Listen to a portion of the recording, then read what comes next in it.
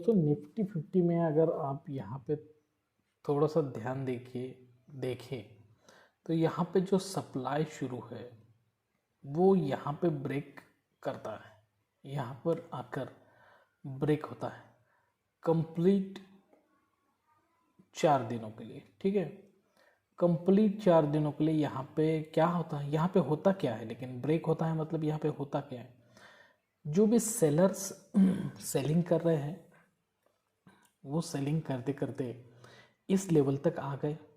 ठीक है, ये जो कुछ भी प्राइस है 17,300, 17,200 से लेके 17,400 के बीच का जो भी प्राइस है वहाँ तक सभी सेलर आ गए। तो अब सेलर यहाँ पे बेच रहे हैं।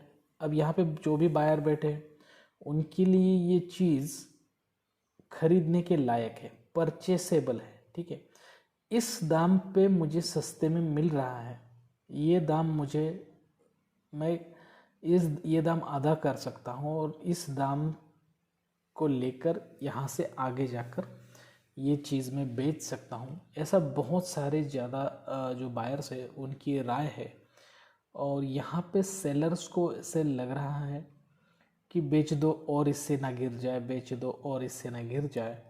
इस हिसाब से बेचते बेचते सेलर ने पहले 2 दिन बहुत तगड़ी सेलिंग की, ये वाला दिन और ये वाला दिन बहुत ज़्यादा सेलिंग की।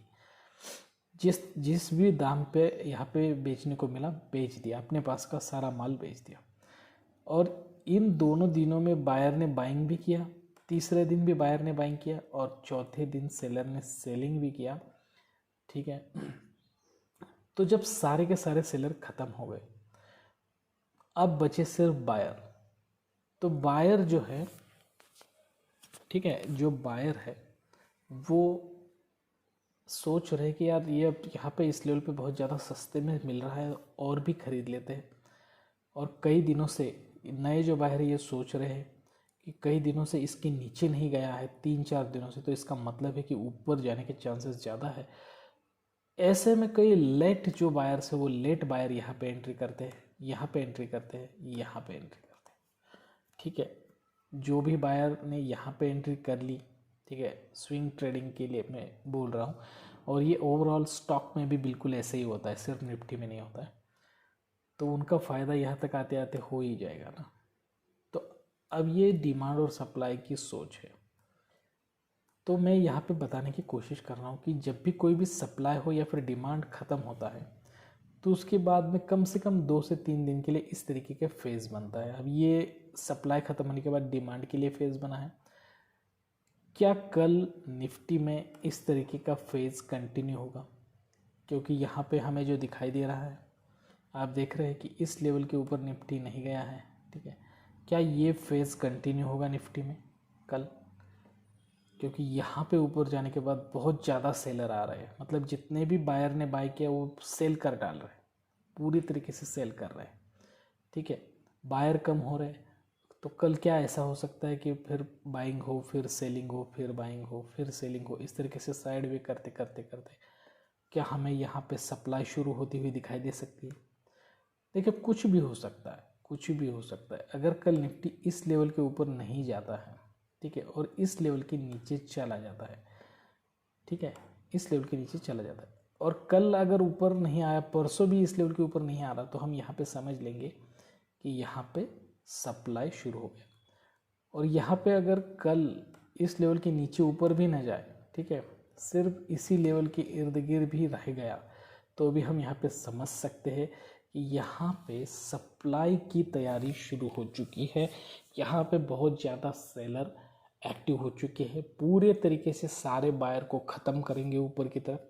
ठीक है, जितने भी बायर आएंगे उन सबको बेच देंगे, और जब पूरे तरीके से सभी लोगों ने बाय कर लिया तो और भी माल मार्केट में लाएंगे और भी माल बेचेंगे। तो आपको वो रूल पता है ना कि ज़्यादा वस्तुएं अगर मार्केट में आ जाती है, जैसे कि प्याज हो, टमाटर हो, अगर खेत से एक ही कुछ दिनों के अंतराल में ज़्यादा पैमाने पर अगर मार्केट में आ जाते हैं, सभी जो किसान है अगर ज़्यादा प्याज मार्केट में लाते हैं तो उनके प्याज को जो भाव है वो गिरता है, वो इसी सप्लाई की वजह से। और भाव गिरता है, प्राइस गिरता है, तो यहाँ पे हमें क्या मिलता है, सप्लाई इस तरीके से नीचे की तरफ। तो बिल्कुल यही हम डिमांड और सप्लाई सीरीज़ में सीखने वाले हैं। ठीक है, बिल्कुल हमारे डे टू डे लाइफ की यहाँ पे थ्योरी हम यहाँ पे सीखेंगे। तो कल देखेंगे कि क्या होता है निफ्टी में। अब यहाँ पे थोड़ा निफ्टी में सपोर्ट रेजिस्टेंस पे समझाऊंगा और सपोर्ट रेजिस्टेंस लगा के यहाँ पे समझाऊंगा, और पैटर्न भी समझाऊंगा आपको कि किस तरीके के पैटर्न यहाँ पे अगर बनेंगे। देखिए ये रेजिस्टेंस हमारे लिए कंटिन्यू होगा और पुल बैक जो है वो ये वाला रहेगा हमारे लिए। ठीक है, तो यहाँ पे अगर देखिए, यहाँ पे निफ्टी अगर कल मेरे हिसाब से ऊपर की तरफ जाता है, ठीक है, और वहाँ से ऊपर नहीं जा पाता है, यहीं से नीचे घूम रहा है, तो पुल बैक पे आने के बाद थोड़ा बहुत बाइंग देने की कोशिश करेगा। आप यहाँ पे सावधान रहना, तुरंत बाइंग करने की कोशिश ना करना, जो मैं हमेशा कहता हूँ। देखिए यहाँ पे अगर दोबारा सेलर वीक है और बायर स्ट्रांग बन रहे तो आप बाय कर सकते हो, लेकिन अगर ऐसा नहीं होता है, पुल बैक पे आता है और यहाँ पे बायर वीक हो गए और सेलर स्ट्रांग हो गए, तो आप बिल्कुल देरी ना करते हुए पुट साइड पे चले जाना, एक अच्छा खासा स्टॉप लॉस लगाना और यहाँ पे पुट लेना और अपने 25 पॉइंट के टारगेट लेके निकल जाना। ठीक है, तो ये बात आप ध्यान में रखना। बस पुट लेना तो इस लेवल पे मत लेना, सपोर्ट लेवल पे। ठीक है, अगर सप्लाई लेवल शुरू होगा तो सपोर्ट लेवल भी ब्रेक करेगा, वो उसमें कोई दिक्कत नहीं है, लेकिन सपोर्ट लेवल ब्रेक करने से पहले बहुत ज़्यादा बाइंग के रैली देगा, तो आपको यहाँ पे बहुत ज़्यादा नुकसान हो सकता है। कल थर्सडे है तो प्रीमियम डी के बहुत ज़्यादा होता है, आप अपने रिस्क पर कल ट्रेड कीजिए, क्योंकि कल तो मैं खुद भी ट्रेड नहीं करता हूँ। ठीक है, और अगर आपको कल ट्रेड करना ही है तो आप नेक्स्ट एक्सपायरी का कॉल या फिर पुट लेकर कर सकते हो, तो वहाँ पे प्रीमियम डी के बहुत कम होता है, लेकिन वहाँ पे आपको प्रीमियम ज़्यादा देना पड़ेगा। तो ये तो मैंने सपोर्ट और रेजिस्टेंस लेवल यहाँ पे निकाल कर आपको समझा दिया कि किस तरीके से आपको ट्रेड लेना है। सपोर्ट लेवल पे कॉल के बारे में सोचना है, रेजिस्टेंस लेवल पे पुट के बारे में सोचना है। ऊपर से नीचे अगर आ रहा है निफ्टी तो पुल बैक पर हमें कॉल के बारे में सोचना चाहिए, और नीचे से ऊपर जा रहा है तो यहाँ पे हमें पुट के बारे में सोचना चाहिए, लेकिन कंफर्मेशन लेने के बाद। ठीक है, अब यहाँ पे मैं आपको 8 पैटर्न समझाऊंगा। देखिए अगर निफ्टी ओपन होता है, और ये पैटर्न निफ्टी, बैंक निफ्टी, किसी भी स्टॉक में भी काम करते हैं। देखिए 1 मिनट में अगर निफ्टी ओपन होता है, ऊपर की तरफ जा रहा है, यहाँ पे आता है, स्टॉप लॉस हिट करता है, अगर उसे ऊपर जाना है तो यहाँ पे नीचे आएगा, ऊपर जाएगा, थोड़ा नीचे आएगा, फिर ऊपर जाएगा। तो यहाँ पे हमें समझ में क्या आ रहा है, और इस लेवल को अगर ब्रेक नहीं कर रहा, यहीं से ऊपर जा रहा, तो यहाँ पे हमें समझ क्या आ रहा है कि यहाँ पे बायर स्ट्रॉन्ग है, तो हम यहाँ पे कहीं ना कहीं पे बाय ऑन डीप करेंगे। ठीक है, कहीं पर भी करेंगे, बाय ऑन डीप करेंगे और स्टॉप लॉस लगाएंगे। ठीक है, अब देखिए दूसरा, 1 मिनट में ओपन होता है, स्टॉप लॉस हिट करता है, अगर उससे ऊपर नहीं जाना है तो थोड़ा ऊपर जाएगा, नीचे आएगा। अब ऊपर नहीं जा रहा, तो यहाँ पे हमें क्या समझ में आ रहा है कि यहाँ पे सेलर ज़्यादा स्ट्रॉन्ग, तो हम सेल ऑन टॉप करेंगे, मतलब टॉप लेवल पे पुट बाय करेंगे। अब तीसरा, ओपनिंग में बाइंग देता है, अब ऊपर से नीचे नहीं आ रहा, यहीं से ऊपर घूम गया, अब यहीं से नीचे नहीं आ रहा, तो यहाँ पे हम बाय कर सकते हैं, बाय ऑन डीप कर सकते हैं। और यहाँ पर अगर आपका अपॉर्चुनिटी मिस हो गया तो डरने की बात नहीं, नीचे आने दीजिए, यहाँ से ऊपर जा रहा है तो फिर एक बार बाय ऑन। तो ये 1 मिनट में आपको देखना है, 1 मिनट में। ठीक है, तो अब देखिए फोर्थ, ओपनिंग में 1 मिनट में ऊपर जा रहा है, ओपनिंग लेवल ब्रेक कर रहा है, ओपनिंग लेवल भी ब्रेक कर दिया, अब ऊपर नहीं जा रहा, यहीं से नीचे आ रहा है, तो एक बार फिर बायर आने दीजिए। अब जैसे ही घूमा तो बाय ऑन टॉप कर लीजिए, मतलब क्या करना है, यहाँ पे पुट बाय करना है। तो यहाँ से आपको पता चला कि यहाँ पे सेलर ज़्यादा स्ट्रांग है, तो हम यहाँ पे पुट साइड पे जा सकते हैं। तो ये 4 पैटर्न यहाँ पे बाइंग वाले मैंने समझे दिए। लेकिन अगर बैंक निफ्टी ओपनिंग में 1 मिनट में ओपन होता है, सेलिंग देता है, दोबारा से अपना स्टॉप लॉस हिट करता है, अगर उसे ऊपर जाना है तो थोड़ा नीचे आएगा, फिर ऊपर जाएगा, दोबारा से नीचे आएगा, अब नीचे नहीं आ रहा, तो आपको यहाँ पे, ठीक है, यहाँ पे बहुत ज़्यादा बायर देखने को मिल सकते हैं। तो अब यहाँ पे कहीं पे भी बाय ऑन डीप कर सकते हो। ठीक है, स्टॉप लॉस लगाइए और बाय करिए। और अब यहाँ पे पहले ओपनिंग में सेलिंग देता है, ऊपर स्टॉप लॉस हिट करता है, अगर उसे नीचे आना है तो नीचे आएगा, ऊपर जाएगा, फिर इस लेवल को ब्रेक करेगा। देखिए अब नीचे आएगा, ऊपर जाएगा, जो बता रहा हूँ ना, उसमें कुछ भी हो सकता है, ऊपर भी जाके नीचे आ सकता है, ऐसा कुछ भी हो सकता है, ऐसा ही होना चाहिए, ऐसी कोई बात नहीं। जो मेन चीज़ है कि हमें ये आइडेंटिफाई करना है कि बायर स्ट्रांग है या फिर सेलर।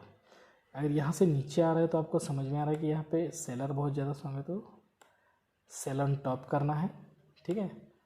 तो इस तरीके से पैटर्न में हमें पुट साइड पे जाना है। साथ ही साथ पीसीआर रेशियो भी देखना है, पुट कॉल रेशियो भी देखना है।